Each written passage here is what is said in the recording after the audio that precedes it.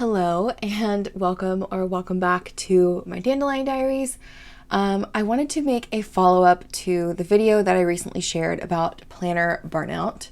And in this video, I want to talk about what I did in my planners this week and how I think I may have found a little bit of a solution. First off though, I want to say thank you to everybody who joined the discussion, who just participated in sharing ideas, solutions, what works for you, everything like that in the comments in that video. It was super helpful for me, and I'm hoping it was helpful for others too who got to read through some of the comments. It was a wonderful view of the community. So thank you to everybody who joined in the discussion. Also, I want to say that I'm only going to be talking about 3 of the planners that I talked about in that video. I am not going to be sharing the art and ink journal because I didn't do anything in this. I just didn't do anything with it, which is also part of the solution I will talk about. So without further ado, let's jump in. So first off, let me talk about my health planner. This is a planner that I have 0 problems with. It is a staple for me at this point. I love this thing. It's the perfect size.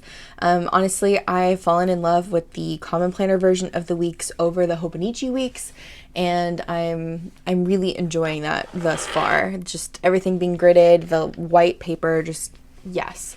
So for this one, nothing has really changed for my week per se. I'm still following the exact same layout. I'm still logging my meals, workouts, routines, everything like that. Nothing has changed here. And this has been a moment of planner peace for me.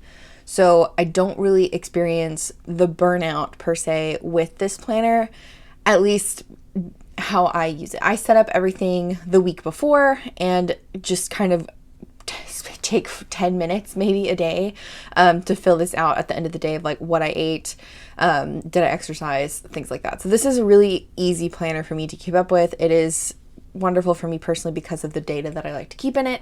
And yes, it's just, this has not changed. This is still a wonderful place for me. And I just want to share that this past week in it has been a really nice time.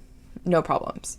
But now let's talk about this baby. So this is the garden planner, which is one of the ones that I've been having probably the worst burnout in right now. And I guess by burnout, what I want to say is like, I'm not frustrated with the planner itself. I'm not upset with anything inside of it. It's still serving its purpose for me. I think the burnout part of it is I'm just tired of writing the same things every day. Because in my garden right now, everything is pretty much done. It's just, making sure everything's watered and then animal care. So I don't have a lot to log in this thing. I don't have a lot to write down in the weekly sections. So what I kind of figured out worked for me in terms of this past week, or at least this week that I'm filming right now, is I wrote down what I needed to do that was not part of the daily routine. So the page looks a lot more empty than I'm used to. Like typically I like to have a very full page. Full pages make me very happy. But in terms of simplicity and in terms of I'm trying to find a way to fall back in love with this planner because I don't want to buy something new and I don't really want to change up my system because it has worked for almost 6 months. So I don't really think I should change it. That's just my opinion. But anyways, what worked for me this week has been just writing down the bigger tasks and leaving the rest of it blank. And as much as I don't really care for the blank space, this has worked.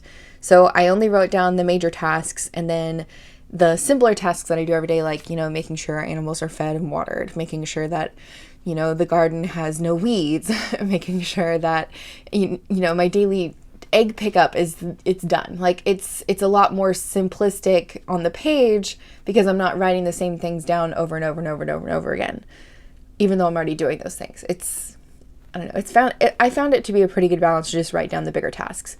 And so this is definitely a solution that I had for the burnout that I was experiencing in this planner. So instead of writing down every single task and making it more effort than it's worth, because like I already know I'm going to do those tasks. I don't know if I'm explaining this well enough for myself, but it's like, when you have a habit tracker and you're checking the same thing off every single day. It gets to a point where like, okay, I've checked it off every single day for 6 months. Do I really need to keep making this a thing I need to check off? Because at that point it should be a habit, right? Like you don't need to keep checking it off. Obviously, if you fall off and you stop doing it, then maybe yes, add it back. But that's not what's happening to me here. Like, I know I'm going to be doing those things every single day, so I don't need to be writing them down every single day again for another 6 months. I hope that makes sense. Also, this deco is from 𝗦𝘃𝗃𝗃𝗃. This is one of her new tapes. It's like the Fairy Girls, I think is something like that. And it is so, so cute. I'm really, really happy with this one. Anyways, for this planner, I'm going to continue to try to just update the bigger tasks and leave the repetitive daily tasks that I'm already doing in my brain and not put it on paper, and see if that helps me more for now. Because I think this might just be a cycle, because once the garden starts producing harvesting stuff and I have to start preserving and everything, this will get a lot busier. And I think right now we're just at a slower time that I don't have to log as much, which is good, right? You know, it's like a peaceful time, hopefully, right? And then the last book that I want to talk about is my A5 Common Planner, which the main struggle I have been having with this is in the dailies. And I got some very good suggestions on dailies in the comments, and the one that I decided to go with was primarily to just predate everything like I would a 𝗦𝘃𝗃𝗃𝗁. So I didn't use anything crazy, which I'll show here in a second. But let me talk about the weekly first. So this is my weekly, which is mortifying to me in a way, but at the same time, this has worked this week. And so usually I like to do like hourly planning with little character stickers. And then this last month of April, I tried dashboard planning, which worked really well. I liked this. And so I may go back to this. I don't know. But this week, I think what happened was I hadn't pre-planned this week, and Monday had already started. And so I wrote down the big events that I had going on, and when I was wanting to do my 10K training for my 10K run. And then I think I made it to Wednesday, and I was like, you know what? I'm not going to decorate this week. I'm not going to do anything else. I just need to know the bigger tasks that I need to get done. I have a to-do list in my daily pages. I will be fine. And this is where we have ended up. And I am perfectly okay with this. If anything, I can go back in and memory plan in this section if I want, but honestly, just leaving it with this the way it is has worked for me this week. So blank-ish weeklies has been helpful for the burnout of this planner, I guess, even though my weeklies weren't really a problem to begin with. But let me talk about the dailies. So the main thing that I did in the dailies, like I said, was I set up my my dailies. So I set up the week in advance. So here is the beginning of the week. So this is Monday, and on Monday here, let me show the rest of this week. So this is what my pages looked like that I set up. So I put the date at the top using my date stickers from my shop. I hand lettered affirmations, prayers, and tasks, just because I like to use pens or stickers, and this time I just wanted to use a pen. So I did this for the whole week, so all the way through Sunday. And so this is how everything looked when I started the week. Then what I did was the morning of, I would write down my affirmations and prayers, my task list for the day, and then at the end of the day, I would come back and write out my journal entry or whatever I wanted to write about. And this worked. And I think treating the daily pages in this like I treated my 𝗦𝘃𝗃𝗃𝗁 cousin, which is what I was really itching for, helped tremendously. I had a lot of fun with this.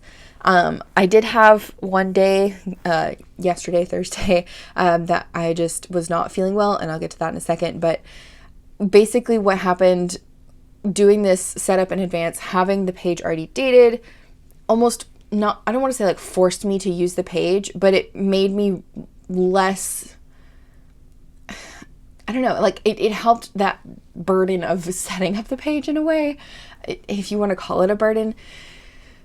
I just want to say that this worked to set everything up for the week before in the daily pages. And then if I'm not going to use the page, which is what happened on Thursday, it's not that bad. And I'm trying to, again, brace myself with those blank pages that I was so looking forward to not having, that I think the anxiety or like the worry of having a blank page made the situation worse. So it's like an internal battle in a way. I feel like I'm just rambling on at this point. But anyways, Thursday I had a really bad headache and I did not feel like doing anything in this book. And so I wrote everything out, and then I decided, you know what, I'm just going to stick a sticker down and say that I had a headache all day and call it a day. And that's what I did. And I think this worked out great. And now I have the rest of the week already set up so I can plan everything out, which I need to do this today. But it's just been really helpful to have everything pre-set up for the week. And if I end up having a blank page or a page where, like Thursday, I didn't feel well, I will still have that written down, but it won't be like a full page of anything. And that's okay with me. So I think I've solved part of my planner burnout for sure. I don't think I'm fully healed, but the solutions that were provided and the solutions that I'm trying are working. And I think that's what's important here. All this to say, I think I have found a way that is working for me to work through my burnout and kind of find back that semblance of peace, whether that be to write down minimal things, pre-set up weeks or days in advance, or just not using it at all. And I think that has been very helpful for me in terms of getting back to some semblance of peace, like I was saying. So like, I'm going to continue to work through my battle with this and make my system work for me versus me working for the system. And I just have a really good feeling that everything's going to be fine no matter what I decide to do with this. And that's honestly the beautiful part of this. And also, a lot of the comments were basically saying like not to be hard on yourself and all that kind of stuff, which I truly appreciate. I love this hobby, but it also is a tool for me. So I'm not necessarily being hard on myself. I'm trying to be realistic of what I can fix to make this work better for me. Anyways, all that being said, I'm really happy with the changes I've made this last week. I'm really happy with everything that I've tried. And I'm probably going to continue this for another week and see if it sticks, or maybe I'll try something new. But I just wanted to say thank you to everybody who just discussed about burnout. It was such a beautiful conversation. So thanks. Anyways, thanks for watching this video. I hope you have a great rest of your day, and I will see you guys in the next one. Bye.